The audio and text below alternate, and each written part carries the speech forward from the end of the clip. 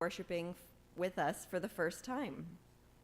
We invite you to join us after service downstairs for coffee and snacks so we can get to know each other better. Guests are welcome to participate in any activities in our community. If you would like more information about the congregation, or if you have any questions, please ask any board member or Reverend Patrick Price on the Sundays that he's here, which is about every other Sunday. Thank you.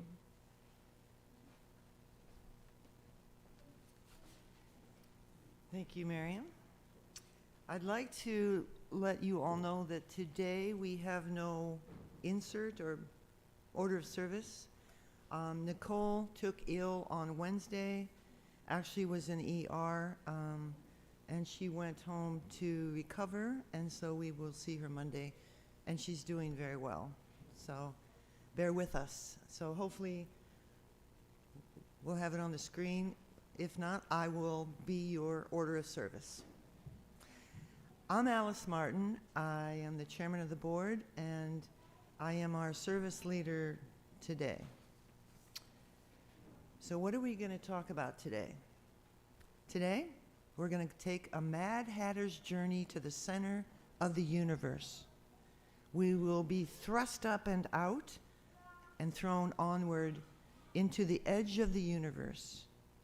We will travel around. We're going to be mesmerized by the vastness and immensity of this space.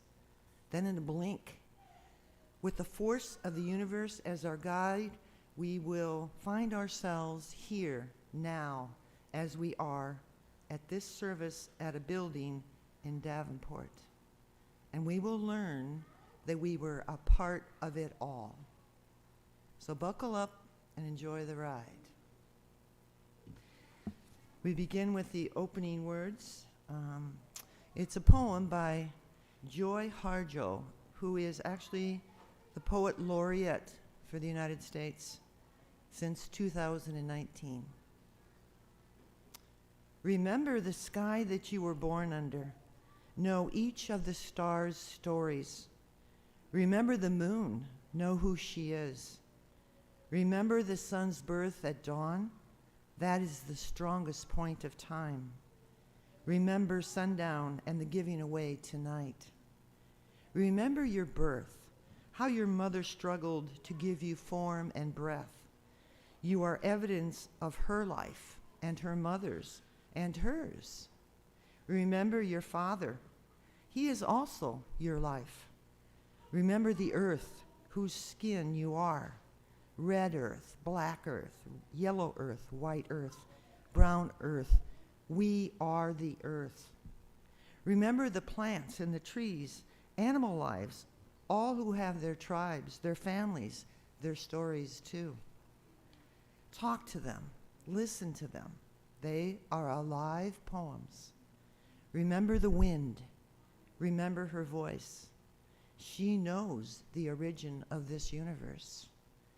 Remember, you are all people, and all people are you. Remember, you are this universe, and this universe is you. Remember, all is in motion, is growing, is you. Remember, language comes from this. Remember that life is, and you are too. I'll call Barb up now so we may light the chalice with the words that you won't know, so I will just read them.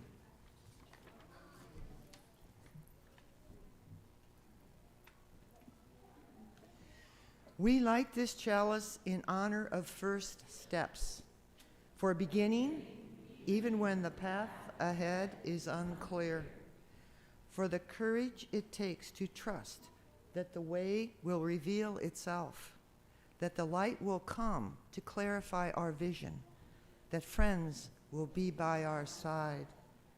May the words today, the song, stillness and common breath of this hour remind us that every step of the way is never one we take alone. So our first hymn is in the Pearl Book, Where Do We Come From? Page 1003. Good morning. My name is Diane Harrington. I'm leading your songs for today. So we are on hymn 1003. This has some special instructions, so you have to put your listening ears on. So we're going to sing it all the way through one time with no repeats. So there's 4 total lines. We're going to sing them all the way through. And then the second time through, you get to pick your own adventure. So you're going to pick one of the lines and sing it 4 times. So they're color-coded up here, so you can pick whichever line you want to sing and sing that 4 times through. But the first time, we're all going to sing them. All right, sounds great. Stand if you're willing and able, and we're going to get started.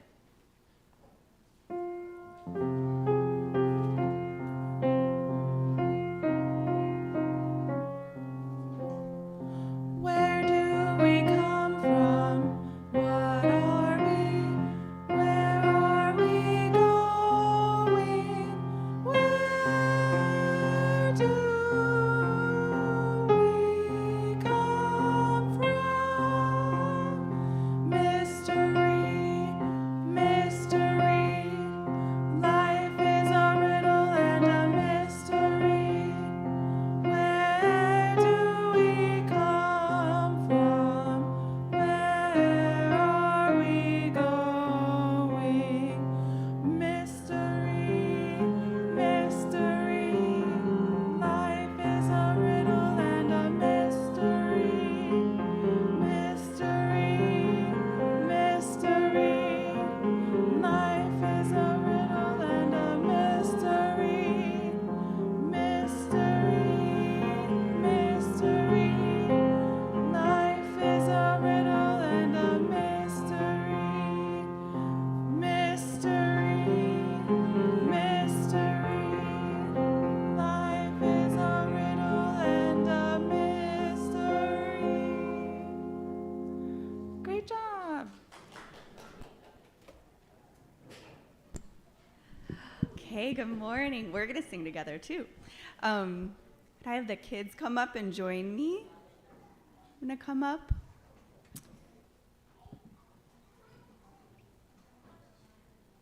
Yay. All right. Hi, friends. So we're all going to sing a song too together. Hooray. This song is actually just a version of the Metta Blessing, which is from our Buddhist source. And Joyce introduced me to this song, so thank you, Joyce. So let's start with we'll start with the first line. And we've all sung this together before, but not for a while. So hopefully you'll remember and you'll help me out up here. So the first line is, may I be happy, may I be well, may I be safe and sound. Do you want to repeat that after me? And everyone can help too. So, may I be happy, may I be well, may I be safe and sound. May I be peaceful, may I be at ease, with love in my heart and all around. So let's try that part too. May I be peaceful, may I be at ease, with love in my heart and all around. All right, let's try putting it together, okay? So it starts, may I be happy, may I be well. Right, ready? May I be happy, may I be well, may I be safe and sound. May I be peaceful, may I be at ease, with love in my heart and all around. Wonderful. So this time when we go through, we're going to do the blessing. So when we sing it, we're going to sing the first time through, we'll sing it, may I. And then the second time through, we're going to sing, may you. And when you sing may you, you can think of someone who you're close to, or maybe somebody who you're maybe mad at. And you're going to send that blessing to them. And then the third time we sing it through, we're going to sing may we. And we can think of our congregation, everyone here in this room together, and then send all that out into the whole world and all the beings in our web of life. All right, so first, may I. Second is what? May you. Third is may we. All right? Ready? All right. May I be happy, may I be well, may I be safe and sound. May I be peaceful, may I be at ease, with love in my heart and all around. Now you. May you be happy, may you be well, may you be safe and sound. May you be peaceful, may you be at ease, with love in your heart and all around. And now we. May we be happy, may we be well, may we be safe and sound. May we be peaceful, may we be at ease, with love in our hearts and all around. Wonderful. Oh, everyone did such a good job. Thank you. All right. Thank you, friends. And you can follow me on out. Thank you for being here today. Yay.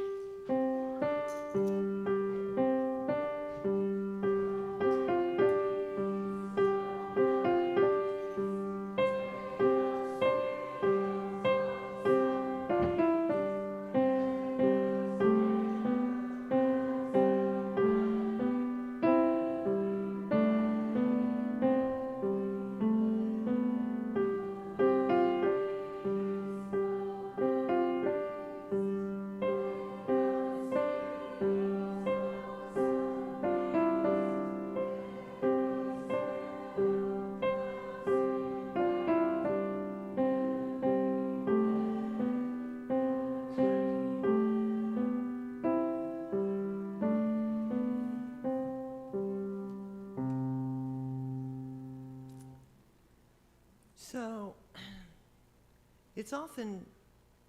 I often used to wonder, where do ideas come for leading a reflection?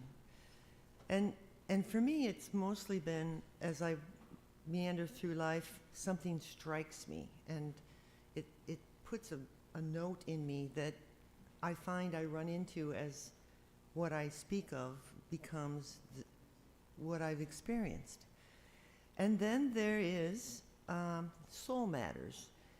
That's a material that UUA puts out every month, and it has themes for the month around which a congregation can put its ministry.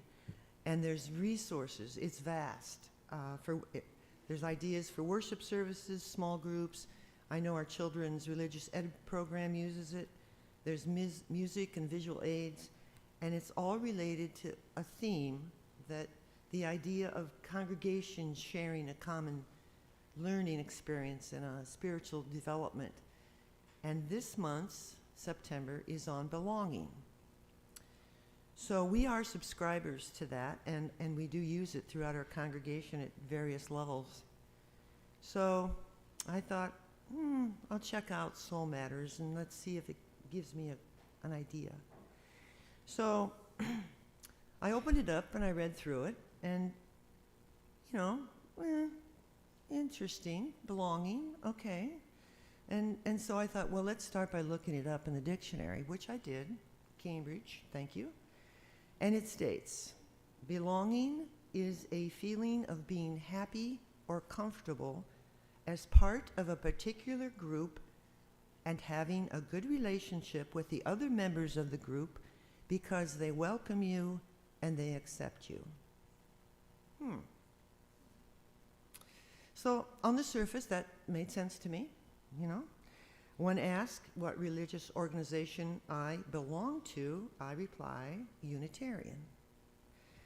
I am comfortable, hopefully I have good relationships, and I am welcomed and accepted.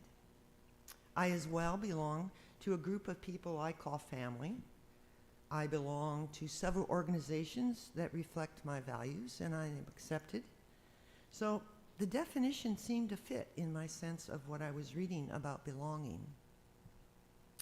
But then I began to wonder if there's not more depth to belonging than being happy or comfortable. For all that sense of belonging can change in an instant, as it did for me. 25 years ago, I was married with 3 kids, a lifetime member, and on staff working with youth at a Lutheran church. I was born and raised in Davenport. I knew the streets, I knew the people, I belonged. In the next few years, everything changed. My husband and I divorced. I left the Lutheran church and Christianity as my beliefs had changed, and I moved to Appleton, Wisconsin, taking a job at a Catholic school as an aide. All that sense of belonging was stripped away. I felt lost, unaware of who I was, without the identifying markers I had used to tell me who I was. I was not a Lutheran. I was not married. My 3 kids were in college with little need of a mother. I was not with my longtime friends. I was not happy or comfortable, for no one was there to tell me who I was. I belonged nowhere. I was alone, and the question of who am I echoed back to me with no answer. So as I often would do, I took a walk in the woods, and I came to a clearing that looked down on a pasture. From my position atop of this hill, I was startled into silence by the beauty and simplicity. I'm sure you've seen them. There's cows grazing off in a pure pasture. A small village with a church tower loomed off over in the distance. The colors of autumn were capturing. As I stood and absorbed the scene before me, a clear and distinct voice broke into my mind's consciousness, and it said to me, standing alone on top of this hill in the middle of nowhere, if you alone were the only human inhabitant in this whole universe, this all still would have been created just for you. In that instant, I felt it. I knew my value and worth were not found in the things I belonged to. I had been simply trying to fit in, twisting myself into a pretzel in the patterns established in our marriage. Professed the Lutheran theology I had no longer believed. I had fit in with friends by the retelling of old stories that I was personally tired of hearing. In that moment, I understood at the core of my being the quote from Desirata: "You are a child of the universe, no less than the trees and the stars. You have a right to be here. And whether or not it is clear to you, no doubt the universe is unfolding as it should." Wow, you just absorb all that and walk away, hoping never to leave that moment behind. But I guess the universe wanted to make sure that this new insight had taken root in me.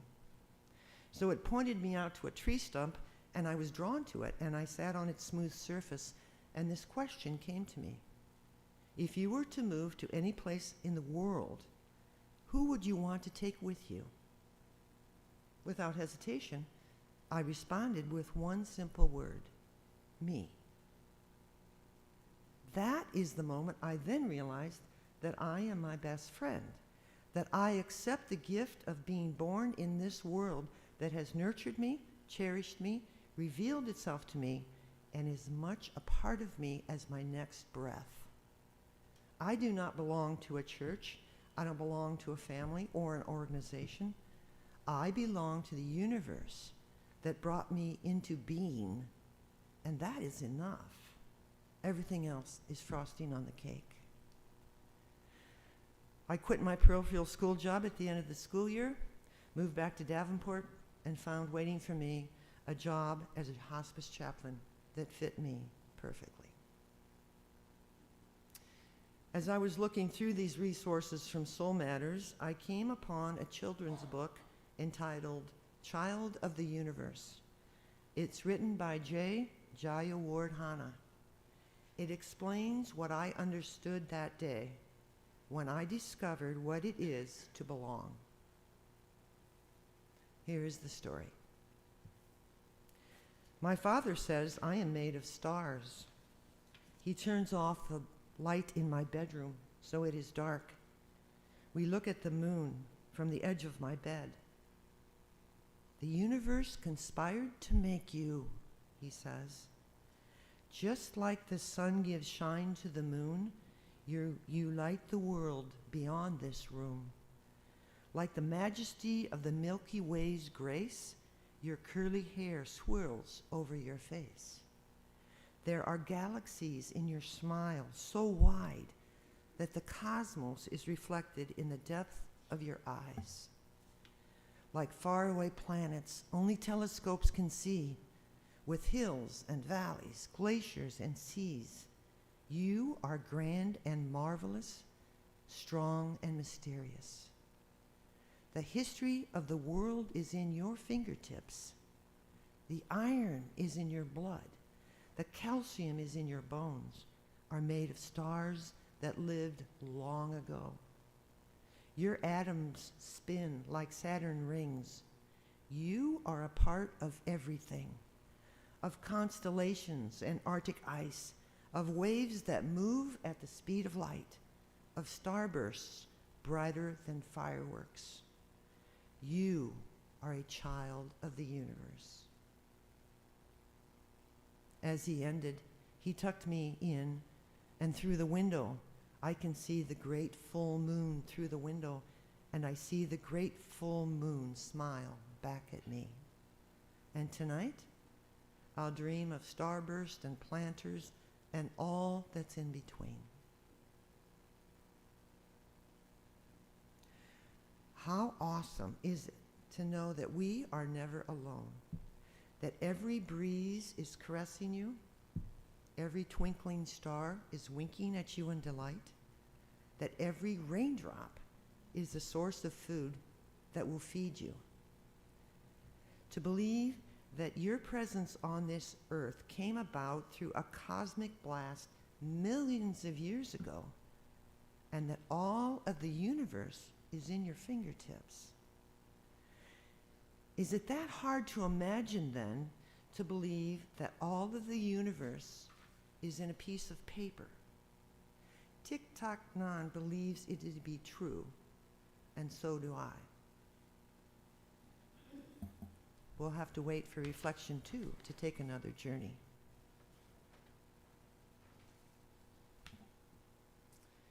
In this transition time between our two reflections, we take the opportunity to fulfill our weekly commitment to assist as we are able the greater community outside of our doors. As we live our values in this place to each other as well as into the world, we ask all who join with us today to align your financial commitments with your values. We are sharing this plate this month with immigration. To donate, go to UUCQC at the bottom of the page. There is a donate button, and you can pay with PayPal or credit card. While the offering is being taken, we invite you to come forward and light a candle for any joys and sorrows that you may have. If there are any written in the Joys and Sorrows book or in chat on YouTube, if someone would check, they will be read after the offertory. Let this time begin.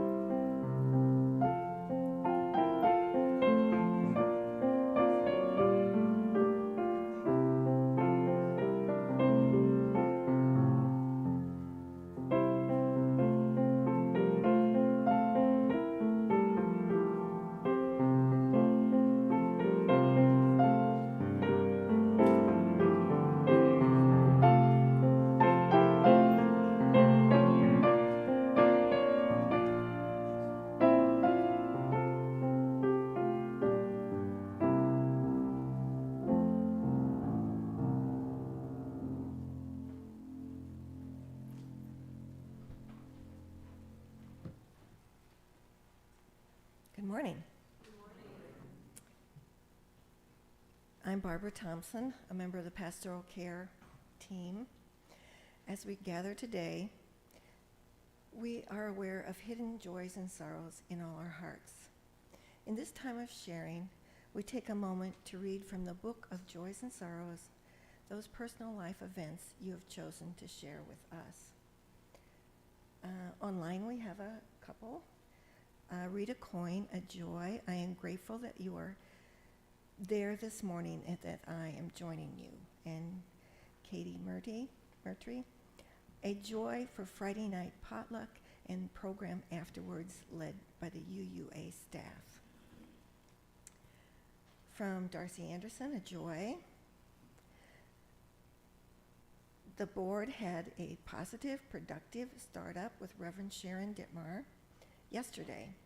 We will have a separate grounds and building cleanup committee coming soon. Keep your eyes on the newsletter and bring your beautiful selves to both cleanups.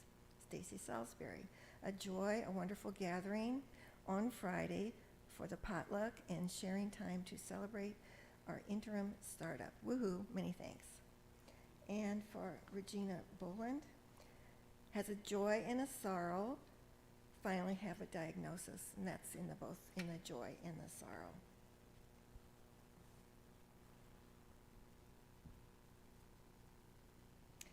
Let us become aware of the energy that brings us together in beloved community as we share a time of silent meditation. May we open our minds and hearts to a place of quiet, to a silent prayer for the healing of pain and the balm of love.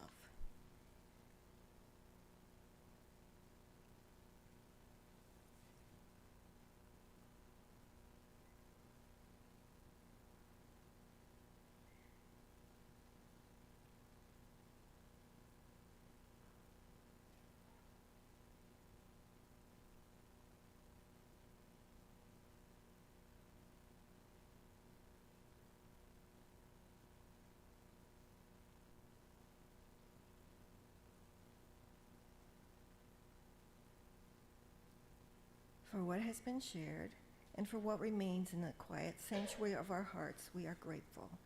We close our meditation with the words of Mary Oliver, Wild Geese. You do not have to be good. You do not have to walk on your knees for 100 miles through the desert repenting. You only have to let the soft animal of your body love what it loves. Tell me about despair, yours, and I will tell you mine. Meanwhile, the world goes on. Meanwhile, the sun and the clear pebbles of the rain are moving across the landscapes, over the prairies and the deep trees, the mountains and the rivers. Meanwhile, the wild geese, high in the clean blue air, are heading home again. Whoever you are, no matter how lonely, the world offers itself to your imagination, calls to you like the wild geese, harsh and exciting, over and over announcing your place in the family of things.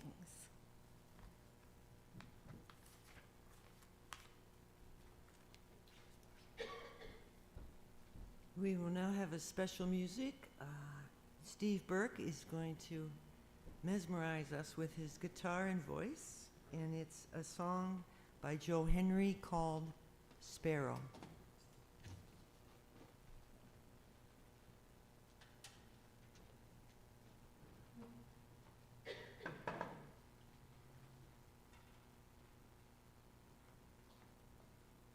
Good morning. Just adjust this.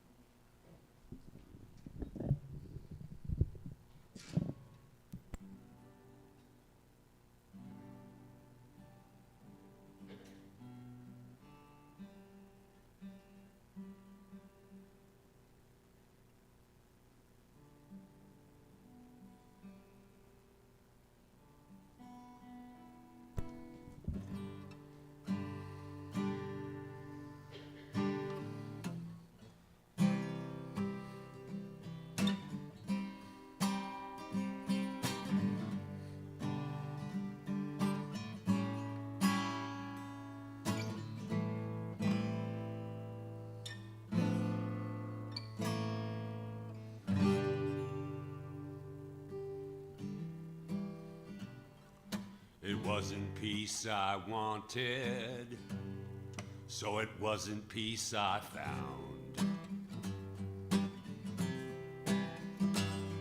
I wouldn't stand for reason, she never would sit down. This bird upon my shoulders has not one kind word to say. My eye is on the sparrow, though she looks the other way. Carry on, hand me away. Hey, look alive, the end of days.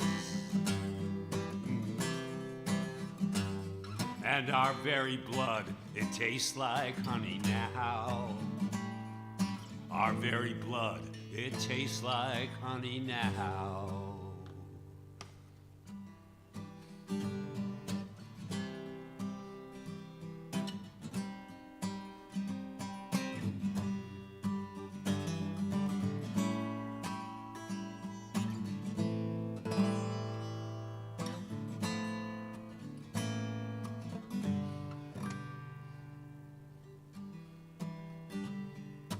There upon the mountain, it's the shadow of a hand,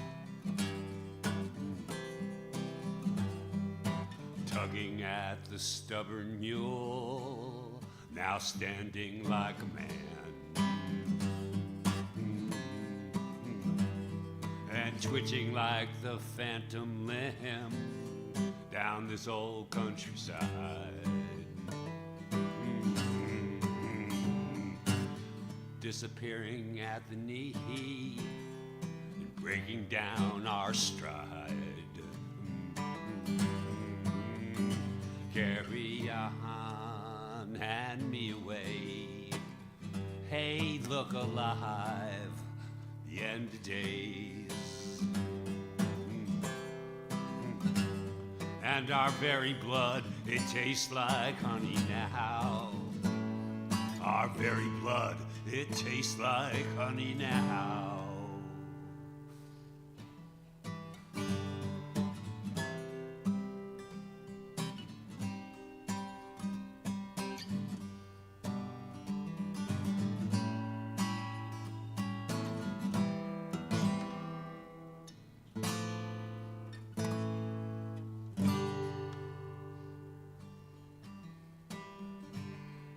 I want time, bread and wine, sugar and a spoon.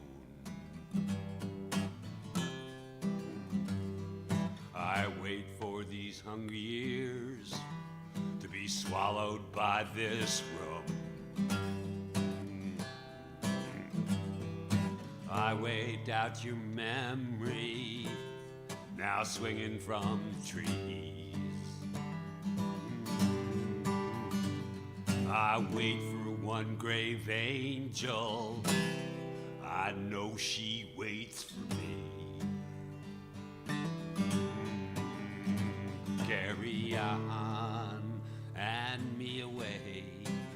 Hey, look alive, the end of days. And our very blood, it tastes like honey now. Our very blood, it tastes like honey now.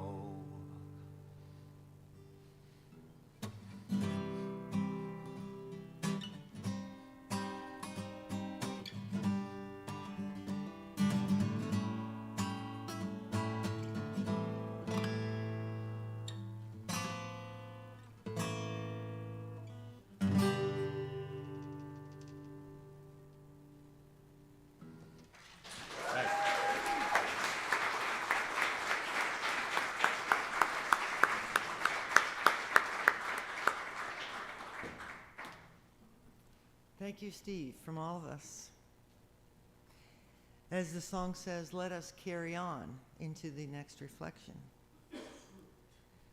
So we've talked about a grandfather who spoke to his granddaughter and told her that all of the universe was in her fingertips. You know, our seventh principle suggests the same concept: respect for the interdependent web of all of existence. Thich Nat Hanh says the same thing in his writings, suggesting to us that all of the universe is in a piece of paper. Listen carefully and see if you can follow his insight. And these are his words. If you are a poet or a member of the Unitarian congregation, that's my adding, you will see clearly that there is a cloud floating in this piece of paper. Without a cloud, there would be no rain. Without rain, the trees can't grow. And without trees, we cannot make paper. The cloud is essential for the paper to exist. If the cloud is not here, the sheet of paper cannot be here either.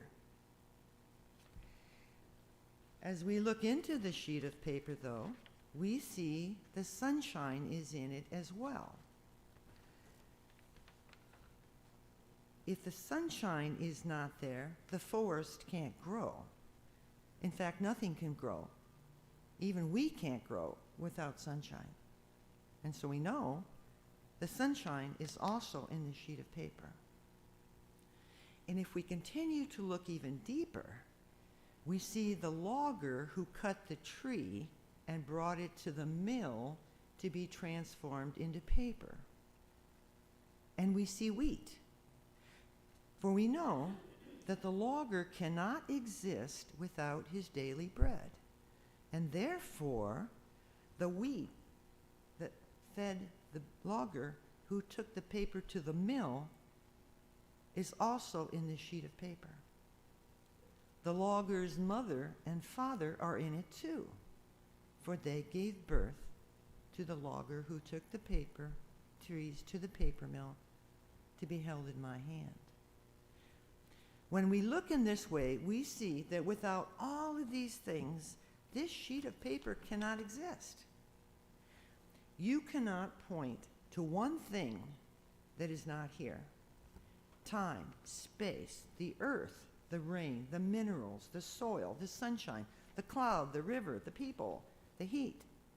Everything contains in itself in this piece of paper. This sheet of paper is because everything else is.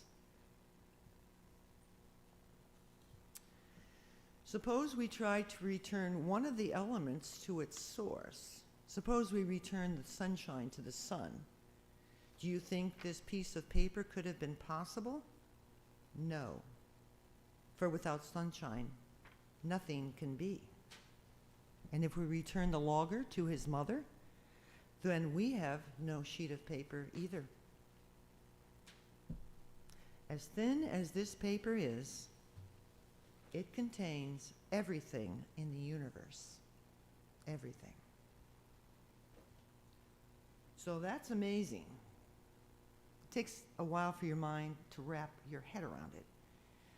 But what does that have to do with us here at UU? How does interbeing, as Thich Nat Hanh refers to it, or to the independent web, as our seventh principle states, or being a child of the universe, what does that have to do with us here, now, present? Let me tell you a story that might answer these questions. During the Civil War, two men fought side by side for the Union. Sylvan Hunting, who was a chaplain, and Dr. Daniel Roundy, who was a surgeon. After the war, Daniel came home and set up his practice in a mid-sized town, while Chaplain Hunting returned to his home not too far away. But they had become close friends, and they had not forgotten each other. Daniel, the surgeon, invited his close friend to preach a few times in a hall in the middle of this growing city. Chaplain Hunting obliged and was asked to return again, which he did several times. Bonding over this new liberal theology, and wanting more, they invited a pastor from Chicago to do a worship service for the small group of people who were drawn to these new ideas. Many people attended the service, some out of curiosity, some were drugged there by their family or friends, but many of those gathered were excited about this new theology and started the process of creating a church. A committee of 5 were appointed to begin the Articles of Association, with 63 people desiring to become members. And such a diverse group of people. A liquor dealer, several veterans of the war, a master mechanic for a railroad, a household painter, a judge. These were among the 63 people who indicated a desire to become members of this proposed new church. A local newspaper reported it this way: "It is being discussed on street corners, in offices, places of business, and family circles. Some bitterly denounce this movement as born of the devil and think that even in these days, strange doctrines have arisen. Yet," it continued, "in all of these indications, there appears to be much to warrant the prediction of success." Such excitement being generated was wonderful, but in reality, nothing was going smoothly. The group had been meeting at an opera house in downtown area, but the owner of the opera house went against his promise to rent the upstairs space for the agreed price. Instead, he raised it to $100 per Sunday. Now that now seems a mere amount, but then it was huge. Unable to raise that amount, the congregation agreed to meet in the basement of this opera house for $8 per Sunday. It was gringy, it was no bigger than a closet. Disillusioned with this setback, the congregation, or many people withdrew their support, some experiencing ridicule from the community, many families who drew the limit with being a part of such new thoughts, and many had second thoughts. That organizational list of 63 members shrunk to 28, still, who were willing to sign the Articles of Organization. It could have been enough to just have them all go away, but it didn't. They were not deterred. They rented a space in a town's city hall, and they kept on going. A few years later, in 1871, they purchased a lot, they began a building, and it was dedicated the following year. Imagine, less than 3 years after 28 people subscribed to the founding articles, a church was built, and over 150 years later, this congregation is still in existence. That congregation is ours. We are the Unitarian Universalist Congregation of the Quad Cities. We would not be here except for those founding members who dared to dream of a new way to be together, of the thousands after them for over 150 years who have carried on that legacy to make this congregation a home for us today. Thich Nat Hanh would call it proof of interbeing. Our seventh principle again says it's the interdependent web that has brought us here.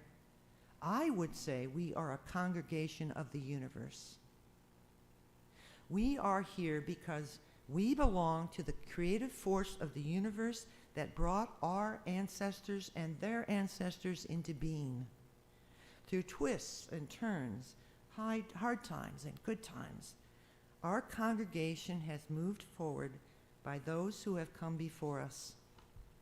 We hold within us their past. Our ancestors' voices are ours. Their dreams are ours. Their spirits are here with us. We do not belong to the Unitarian congregation. We are the Unitarian congregation. We have been given this community as a gift, and it is ours to carry forward to the next generation. That means more than just being happy and comfortable as belonging would have us to be. It's hard. It's accepting others as they are and not who we want them to be. It's finding compromises that benefit our community and not an individual need to be right. It's giving your time and your energy to the workings of our congregation so this place is built on a firm foundation to hold steady our light that proclaims we are the Unitarian congregation of the Quad Cities. There is no other. We have been given this cherished gift to hold, to build upon, and pass to future generations, just as all of those before us have passed it on to us. Let us do it together, naturally and in trust, that when our congregation's name appears on a piece of paper, all of the universe is contained in it, and the great full moon still looks down upon us as we sit on the edge of our beds at night and smiles in delight. Thank you. I threw my papers. I got to find out where I was. See what happens when sheets of paper disappear? I think we are at Fire of Commitment, page 1028. All right, stand if you are willing and able. Hannah is going to join us on the cajon today. That's what this instrument is called, so enjoy.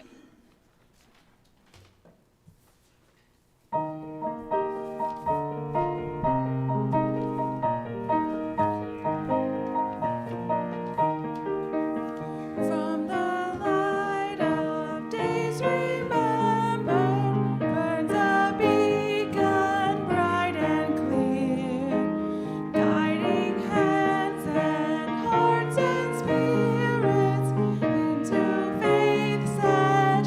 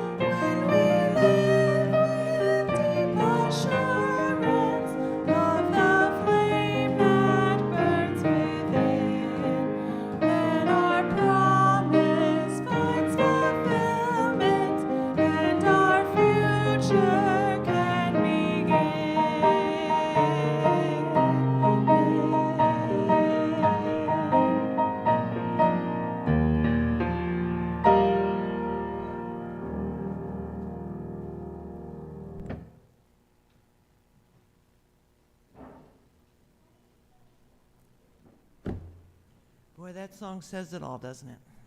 The universe in a song. So let us close with this reading. We gather as a house of stories, as a shelter shot through with memories that still speak, that long for us to listen, without which we easily lose our way. As we learn of those who have gone before, the way in front of us becomes more clear. As we attune ourselves to the many shoulders on which we stand, asserts itself as the logic in our lives.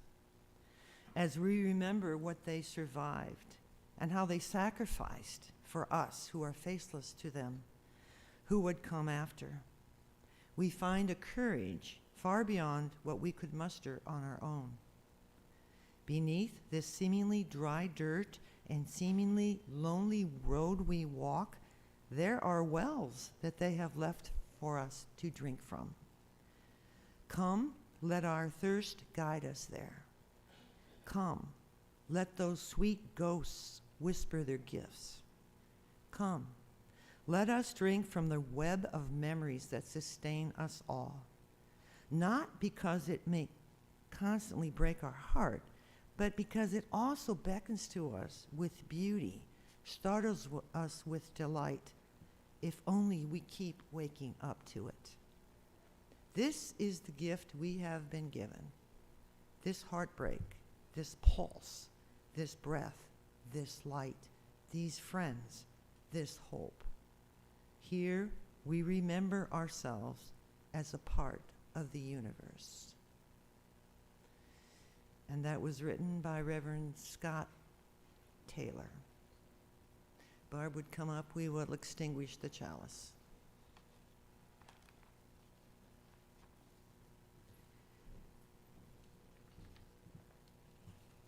Once I find it. Oh, it's on one of the pieces I threw. Here it is. May the comfort of your belonging be large enough for the dreams of your soul. May you know the eternal longing which lives at the heart of time. May you allow the wild beauty of the invisible world to gather you, mind you, and embrace you in belonging.